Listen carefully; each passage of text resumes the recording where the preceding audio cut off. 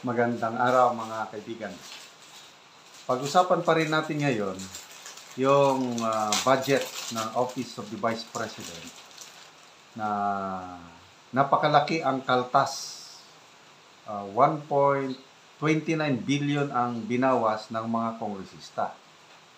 Okay. Ngayon, iakyat na yung budget ng 2025 sa Senado. So ito ang tanong.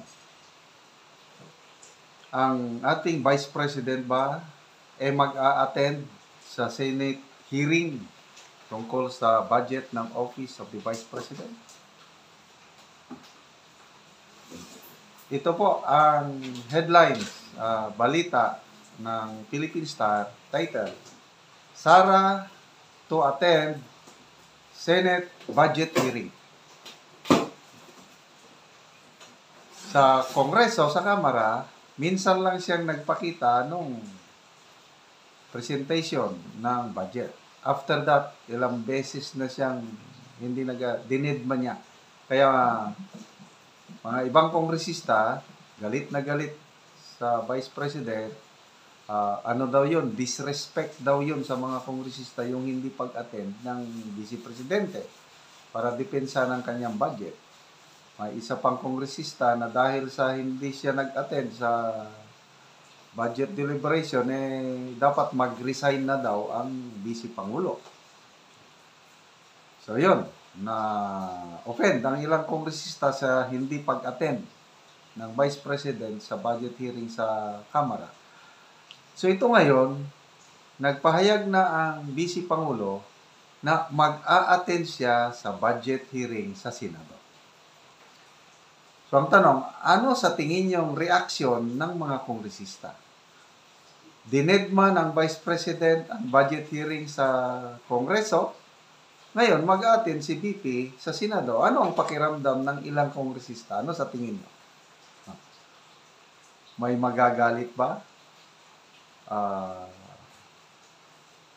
Hindi kaya ang iba dyan parang lalong pagdisrespeto? I-comment nyo ko, para bang sampal sa mukha sa mga ibang kongresista? Ano sa tingin nyo? Okay, so ito,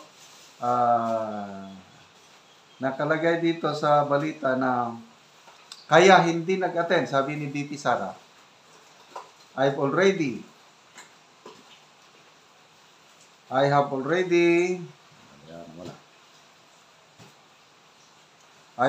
said before why we no longer will participate in the budget deliberation of OVP at the House of Representatives because I've said only two people decide there, Congressman Saldico and Congressman Martin Romualdez. Kaya dahil dito, wala rin mangyari kahit depensahan niya yung kanyang budget o VP budget, dalawang tao lang ang nasusunod yan, sabi ng VP, kaya hindi siya nag-attend. So, dito naman ngayon sa Senado, ano ang ini-expect ng Vice Presidente? Umaasa pa rin ba siya na ibabalik yung dati niyang proposed budget? Umaasa ba ang Vice President na madagdagan yung budget niya? Kasi sa ngayon, 733 million na lang ang kanyang na-approve na budget sa Kongreso. So itong pag-attend niya sa Senado, umaasa ba siya na madagdagan? Ang sabi ni VP, she does not expect any increase to the OVP's approved budget despite her forthcoming presence at the Senate deliberation. Hindi niya na inaasam na madagdagan pa. So bakit pa siya mag-attend? Baka out of respect. Kasi nga, wala namang sa mga senador, wala namang mga senador na medyo may masama ang may masamang salita kay VP Sara. Kaya, respect begets respect. Love begets love. Ganun. Kaya mag-attend lang siya. So, ito ang kanyang statement. With the 700 million, we will see what's been left and we will work around that budget of the OBP. But definitely, we will continue with whatever budget we have. Wow! So, ang ganda ng kanyang perspective, ano? Kahit nabawasan na, okay lang. Kung magkano man yan, titignan namin kung paano namin yan magamit para sa pagtulong sa nangangailangan. So, sabi nga niya, kahit zero budget, okay lang sa kanya. So, dito ngayon, depende na sa mga senador. May nabasa akong statement ni Senator Joel Villanueva. Parang hindi katanggap-tanggap, sabi ni Senator Joel Villanueva, na ganun na lang kalaki ang nabawas sa budget ng Office of the Vice President.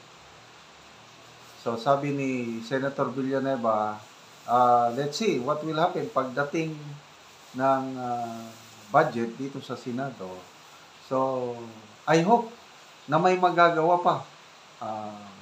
Ano sa tingin nyo? Okay na ba yung 733 million o dapat na madagdagan? Comment nyo ko, no? Ang number one na apektado, ang number one na talunan dito sa pag-decrease sa budget ay ang mga taong nangangailangan ng tulong. Kasi yung 1.29 billion na binawas para sa social services yun. So, tinanggal ng mga kongresista ang 1.29 billion na proposed budget ng OBP, tinanggal nila, inilipat sa DSWD at saka DOX. So, nandun pa rin yung pera. Inilipat lang sa ibang ahensya, hindi na ang OBP ang magsasagawa yung pagbibigay ng social services. So, ano ang masasabi nyo? Dapat bang ibalik ng mga senador? Kaya bang ibalik ng mga senador yung na-realign na budget ng Vice Presidente? Palagay ko pwede. Kasi, kaya nga may lower house, may upper house. So, tingnan natin sino.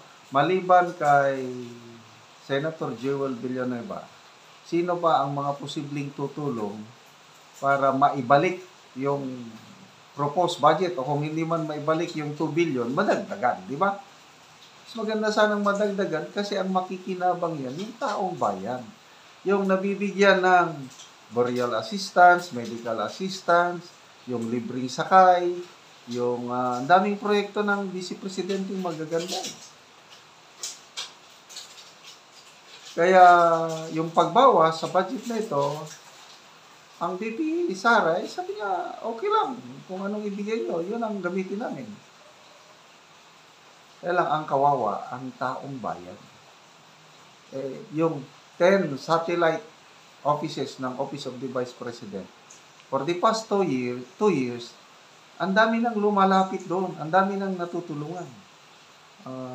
Ang statement ng Office of the Vice President, so more than 2 million people ang natulungan ng OBP sa kanilang social services.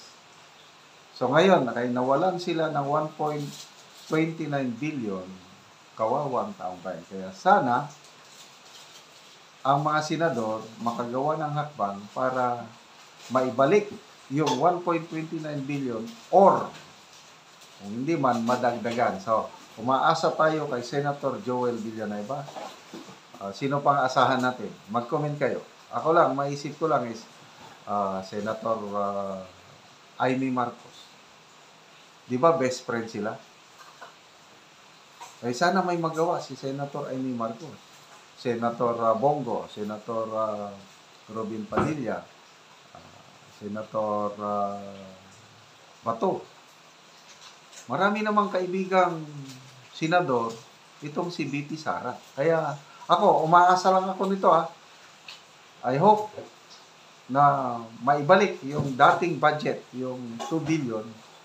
Kung hindi man, ulitin ko, madagdagan. Kahit gawin lang 1 billion, okay na yun. Kaysa yung walang-wala. So, again, ulitin ko, baka madagdagan na naman ang magagalit na kongresista dito sa wise move ni BP Sara na mag-a-attend siya sa Senate budget hearing. Anong kasabihan? Respect begets respect. Pag magpakita ka ng respeto, ire-respeto ka rin. So, doon sa House, nalaman ni BP Sara na igigisahin siya doon. Kaya, minsan lang siya nagpakita, hindi na siya attend. So, dito sa Senado, nakita ni BP Sara na hindi siya gigisahin, mag-attend siya, mag-explain siya, i-depensa niya yung budget niya. So, yun po, good luck sa budget ng OBP, sana madagdagan.